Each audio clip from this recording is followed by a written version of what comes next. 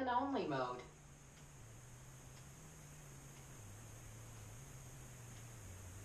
Hi everyone, this is Jahari. I apologize for the delay. We had some technical issues on my end. I see that there are 63 of you here. I apologize if I lost any of you. I'm still making sure that I've got this right. My laptop keeps jumping between screens. So let me go ahead and get this set up. Okay.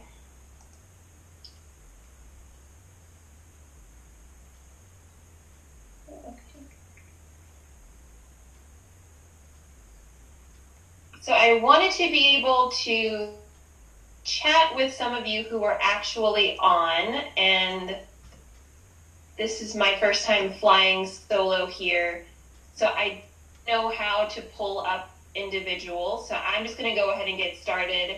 And again, I apologize for the delay. Let me move this out of the way. Okay, so we are here today to talk about hosting a 2020 organizing kickoff event. The campaign, we're also grateful that so many of you have signed up to participate in this.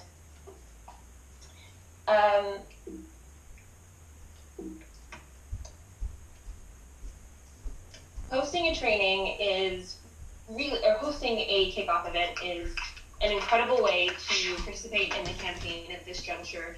What we're going to go over today is what an organizing kickoff means, why you should be a host, hosting the best watch party ever, event logistics, bilingual events, an overview of the broadcast, using your events portal, and next steps and questions and answers.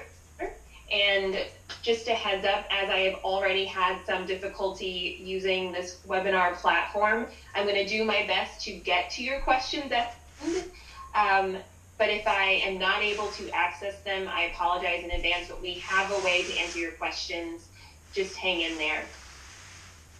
So these organizing kickoffs are our way of making the best of the 1 million plus people who signed up when Bernie declared his campaign to actually volunteer for the campaign. This is grassroots mobilization. This is mass mobilization. And we believe that this is what will carry us to success in November 2020. The organizing kickoff broadcast featured the man himself, Bernie Sanders, also with Senator Nina Turner and members of the organizing team. And during the broadcast, we're going to be highlighting different tools for volunteers all over the country to jump in and participate as we move through the campaign and to build active organizing communities, but then of course to help transform where you live into votes for Bernie, essentially. And then we're also going to walk you through certain tools for how to actually make that happen in various ways. So these kickoffs are important for all the reasons I've already discussed, but to get more points about it, we need to talk to as many people as possible, and that is how we believe we're going to build power. That's how we believe we're going to win 2020. And so, like I said, these are our opportunities to build thousands upon thousands of organizing communities to then mobilize people to go out and transform the electorate into Bernie supporters.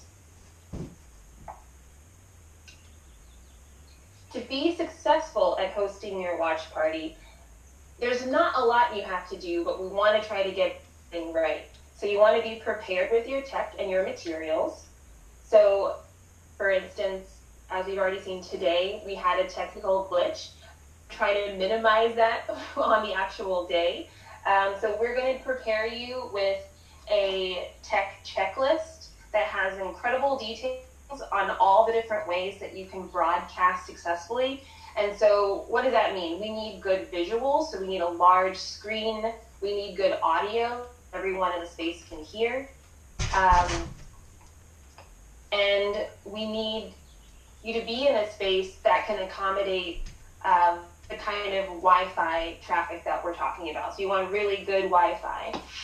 Also, a successful event will mean having people show up. The campaign do a lot on our end to support your event by texting and emailing, and in the case of people with landlines, calling to drive traffic to your event. But there's a lot that you all can do as well. You all know people. You have family, you have friends, you have coworkers, you have neighbors, and I assume that the overwhelming majority of you all are on social media, and that's where you can start mining for attendees to make sure that the room is full. We want everybody to have a seat. Standing room only isn't the best way to do, but we want these events to reach their capacity. Another way to prepare is to be ready to welcome people in the best warm and friendly way you're able to. Essentially, when we're talking about grassroots organizing, we're talking about bringing people into the fold. We're talking about creating a space where people feel that they belong and feel motivated to do work. And the best way to do that is to let them know that they are valued and that they are a meaningful component of the organizing work. And then we're also going to prepare you by giving you a host script and several materials that you can prepare for attendees. And the script is the best way to, again, welcome people into the space, set them up for what the broadcast is going to be, and then give them next steps.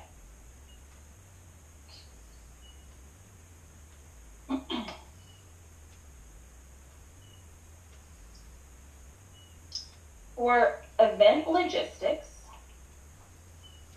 there are a few things that you're going to have nailed down in advance. The venue is really important, of course. The venue, as I've already said, should be able to accommodate your tech needs and adequate seating for all the people that have RSVP'd to your event. Your tech setup, which I mentioned, we have a list and a thorough explanation of what all the tools are. It's nothing extensive. You don't need any kind of special technical know-how to actually pull this off. But we do want to set you up to succeed. So we have a very thorough breakdown of what kind of you might need, extension cords, what kind of screens are best for broadcasting with Wi-Fi and things like that. And we're going to hit home these 3 points. This is the crucial infrastructure. We don't want a lot of people standing around and feeling uncomfortable. That brings me to my next point, that when you're choosing your venue, a lot of people are going to choose their homes, but many people will also choose public venues. We're really encouraging everyone to choose a venue that is ADA accessible, that is the Americans with Disabilities Act accessible. There are certain kind of compliance requirements there in terms of ramps, elevators, pathways that are clear for walkers and things like that, because this is a movement that takes everybody and we want to respect everyone, and in solidarity make sure that those among us who are differently abled feel welcome into the space and can actually participate in the work that we're going to all do together. Refreshments are another consideration. You don't have to provide food and drink. It is an expense that you as an individual host would have to take on, unless you choose to make your event a potluck, which is a really wonderful way to foster this new community.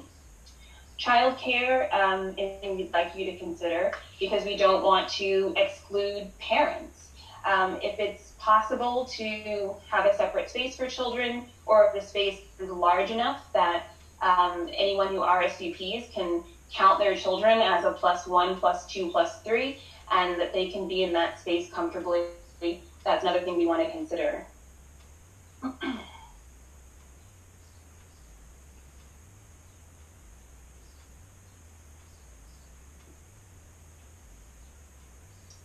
We'd also like to let you all know that for this broadcast, we have an option for bilingual events. So by this we mean English and Spanish, particularly.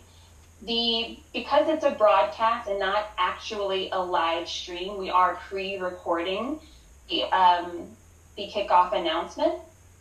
We are going to have everything closed captioned, and that also gives us the opportunity to provide subtitles. If you are going to host a bilingual event, that's something that you probably have already considered, and when you filled out your event form, that was an option there.